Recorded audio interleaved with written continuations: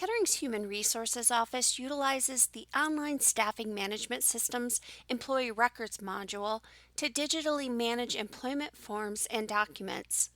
This video covers how to use the My Task feature in the Employee Records module. Navigate to my.kettering.edu. In the search bar, search for the Online Staffing Management System, or OSMS for short, and select Search. In the results, select the Online Staffing Management System link with the page type of Tools and Applications.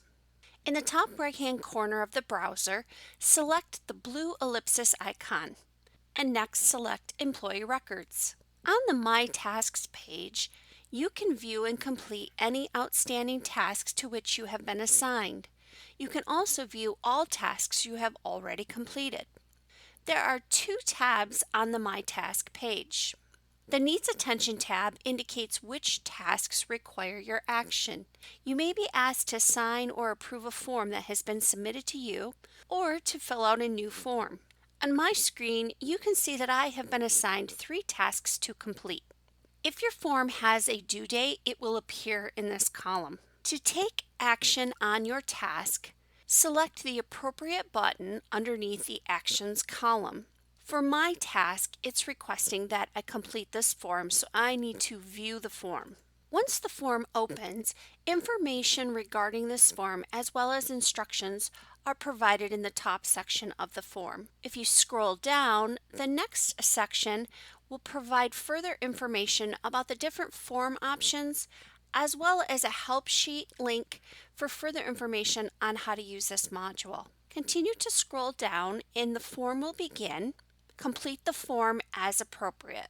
By scrolling to the bottom of the form, you will find an employee consent section. Please read in full and agree to the terms and conditions by selecting the checkbox. At the very bottom of the form window, you will see you have 4 options. Select Print as PDF to print an electronic copy of this form. If this form requires a supervisor's approval, this form's workflow will send an email requesting your direct supervisor to log into the system and provide their approval. If appropriate, we do recommend you send a PDF copy to your second-level supervisor and/or dean by utilizing this option. The Save Draft button will save information you've entered on the form. This option will allow you to return at a later time to update information and, if appropriate, upload any documents.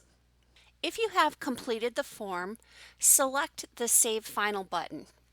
If this form requires a signature, an email will be sent requesting you electronically sign this form. Once the form refreshes, you have the option to immediately sign the form by scrolling to the bottom of the form. In the Sign section, read the electronic signature statement in full by selecting the link.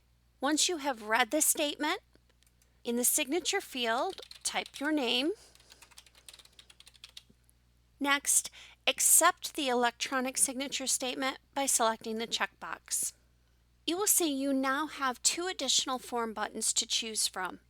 If you need to make any changes to the information that was provided on the form, select the Unlock button and it will return the form to an editable state.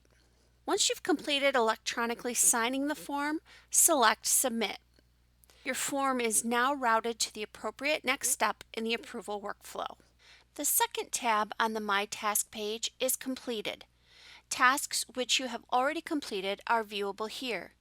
Note that if a task requires a review or a signature from your supervisor or the Human Resources Office, it may not immediately show up on this tab. You can scroll through completed tasks or search for a specific task. To view the completed form, select the View button located under the Actions column. Scroll down to view the form. At the bottom of the form, you can view the form's workflow by selecting the View Workflow link. Select Close to close the form. If you have any questions about an employment form or document, contact the Human Resources Office. If you encounter any technical difficulties utilizing the Employee Records module, please contact the Technology Help Desk.